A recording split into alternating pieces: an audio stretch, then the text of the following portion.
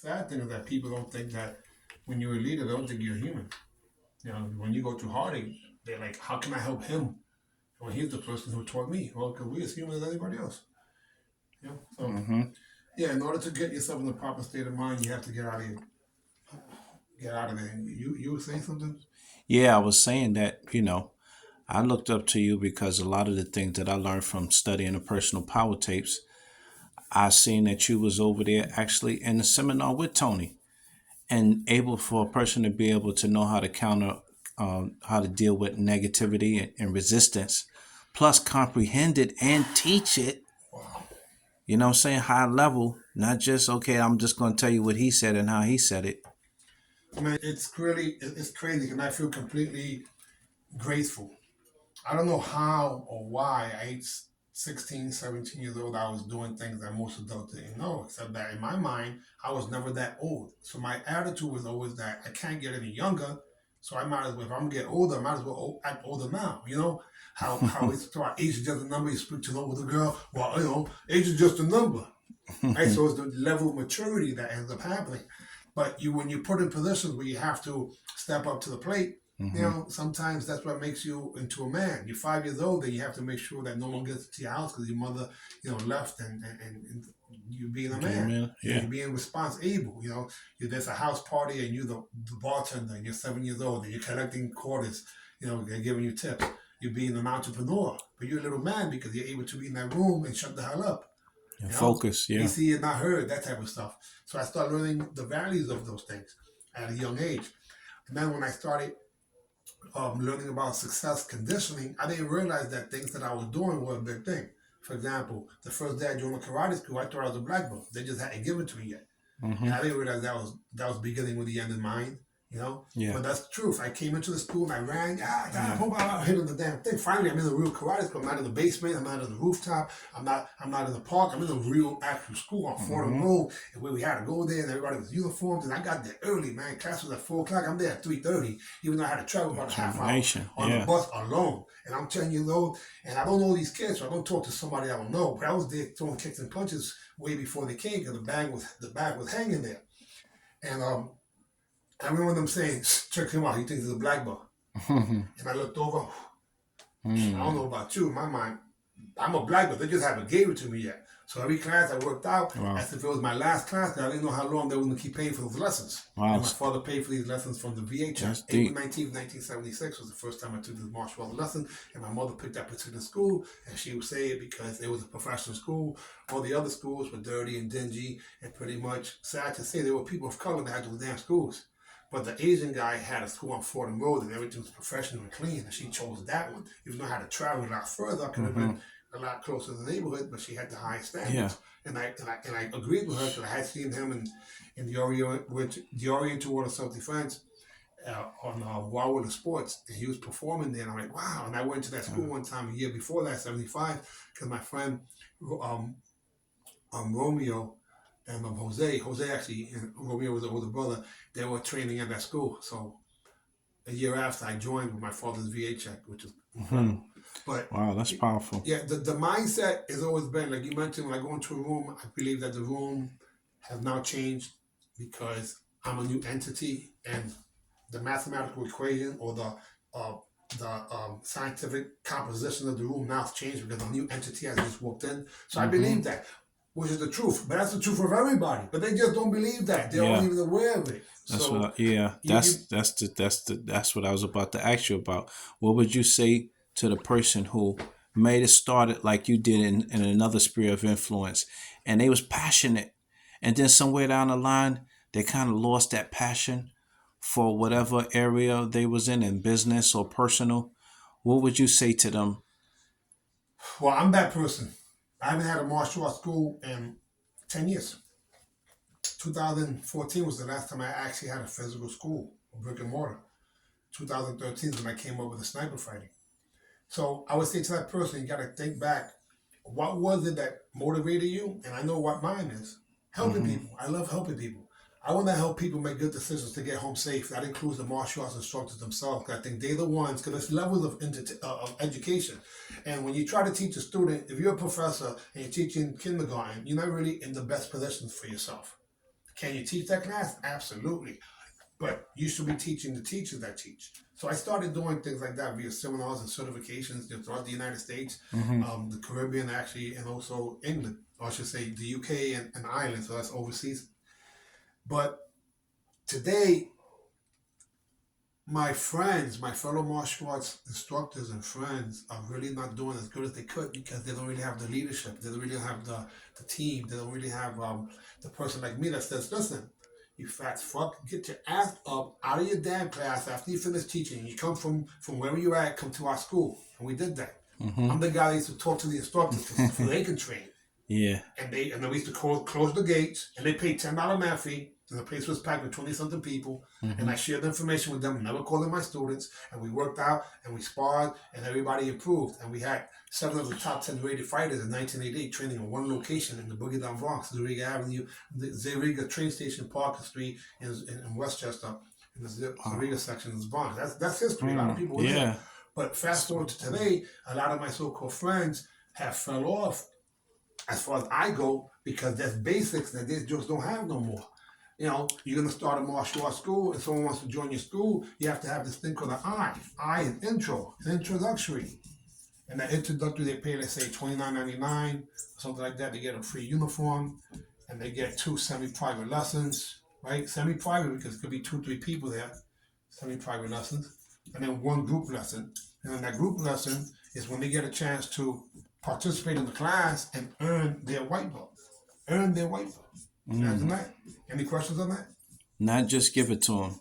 You understand what I mean by earn their white belt? If someone comes to your school and they're already a white belt, that means that everybody walks around the street they're white belt. In our school, you had to know a few things. First thing you had to learn is how to show self-respect. So respect is when you bow to somebody, right? Mm-hmm. Self-respect is how you bow. And they learned that day one. Respect is the bow. How you bow is self-respect.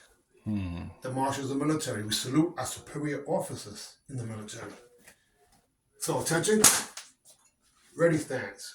1, 2, 3 seconds. At ease position. At ease means you grab your left hand. Mm-hmm. Shoulders back. Pay attention with your eyes and ears, sir. So as the teacher is moving, you're paying attention to the eyes and ears. You're following them. That's what they learned in the intro. Then when we ask them, what do you pay attention to? They go, eyes and ears, sir. Eyes and ears. And if I'm a lady, it's a man. Today, it's probably 38 different damn things, but that's the whole other subject matter. The point is that even from the first class, there's a structure. Mm-hmm. Before they join the school, they call, right? Even before that, it's the phone call. And that phone call, so the phone call leads to the intro. And the phone call is, hello, it's a great day at ABC Martial Arts, right? Mm-hmm. How may I help you? Will the lessons be for you, sir? The reason we say that is because we have adult classes too, or whatever, right? So that becomes a commercial. How did you find out about the school? I want to know where my advertising is. Most of these karate schools are not spending what they're supposed to spend, I believe. It's 10%. 10% to grow your business. 10% to grow your business. They think just because of social media that they actually are marketing. If you're the best kept secret, that means that your marketing, there's a famous book, Your Marketing Sucks.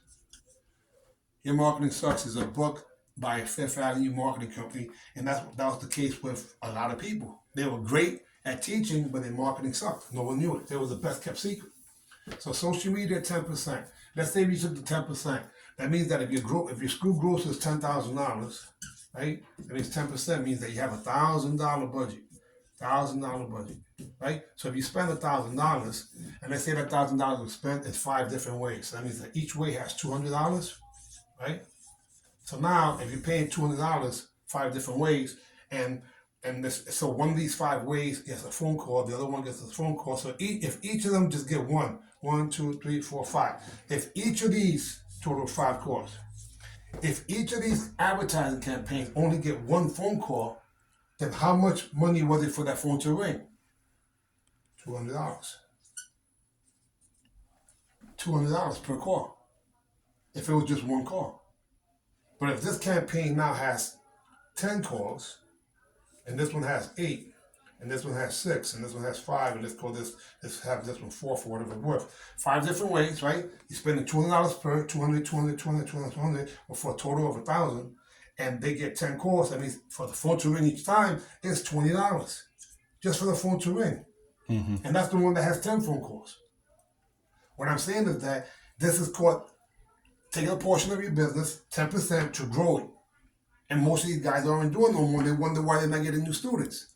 Right? Now, that's basic. Basic to who? Basic to the people who ran with EFC and United Professionals and companies like that back in the days, in the 90s. Now, let's think about this. You have, let's say you got 50 students. Now, how do you double your student count? In a perfect world, if each person referred one person who joined, that means that you would have 50 more students, hence 100 students, right? But that's not what happens. It's an 80-20 rule. And I even break it down to 80-10. So let's say you got, in this case, let's say you have 100 students, right? Just for easy math. And 10% of them, meaning 10 people, actually refer someone that joins. So that means you have 10 new students from a referral every month, right? So how many months does it take for you to double your student count? 10. If it's consistent. You will have 200 students by the time 10% of the students refer it. But not really, because these 10 come 10%, but the 10% starts to compound. When 10 students that you have 100 join your school, the next month you really have 110. So 10% of 110 is not really 10, it's 11 that just joined your school. Gotcha. And it starts to count. So in other words, but if you want to be simple math, let's just say if 10% of your students referred people that join your school, you will get 10 students a month, and that means you get to 200. As long as you don't lose anybody, close that back door. Don't let them come into the front and out the back.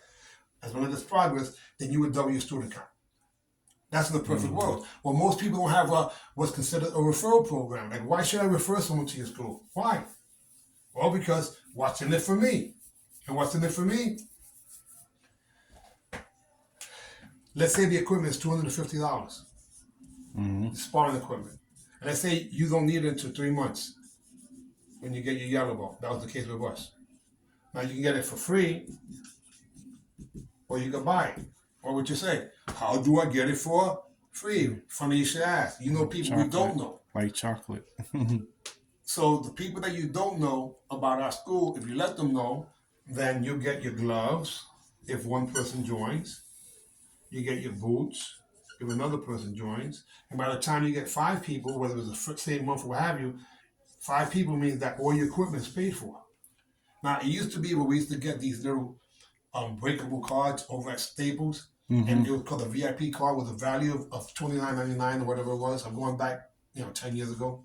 This is what I did in Fanboy. So I was able to get 27 new students from referrals in November 2014, for whatever it's worth, doing this. We get this card, it's a sheet of paper, it has 10 cards, it has the person's name on it, and it says VIP with the price $29.99 with X through it. So that means that guy has 10 business cards that he's going to give out. The parents give it out to people. So when they join the school, they get their credits. Now, on top of that, whoever refers the most people becomes the student of the month. On top of that. And what do they get as a student of the month? Student of the month, excuse my great spelling, you get the student of the month belt. The belt. And that belt says student of the month. And it was a black belt that says student of the month. So I'm a white belt. Now I get a chance to wear a black belt for a month because I referred the most people. Are you kidding me? That's an ongoing referral program. This reward system. Reward system, yeah. And on top of that, today, that would be not just these cards, because I wouldn't do it as cards no more. The modern day version of that is called the Member Pro program. I consider the Member Pro, right? Member Pro. And what it is video with all the social media and contact information of the school. And this video says, "Hi, I've been training at AB Martial Arts and you should do it too. I'm Johnny, it's so much fun, and get a free week on me." And they fill out the information at the bottom. When they fill out the information from the bottom, it all goes directly to the school. Wow. So now you know that Johnny referred somebody to you. So Wow. imagine they sharing that throughout social media. That's powerful. Okay, now last thing, what social media? Where social media? Because people are confused. And I tell you where to get the massive, most powerful impact in social media. Now, it's called FIT. FIT. And that stands for Facebook, Instagram, for Insta, and this is TikTok. Now, these three are the most powerful in terms of numbers, right? But that may not be enough. That's FIT. Well, we might have to make it the next level. The number 2 search engine that there is called YouTube, right? So now we go from FIT, right? So I said that's FIT, to Fitty. What's Fitty? Be out of YouTube. YouTube. And now those are videos, right? Now that's not it's not over. You could be Fitty or you could be Fitty X. What's X today? Twitter. That's a new name for Twitter now? Yeah, it's called X. Okay. Wow. Fitty X. That's kind of cool. But wait a minute. There's also an XL. That's called LinkedIn. LinkedIn is where the powers that be, decision makers, business owners are in. They're in LinkedIn.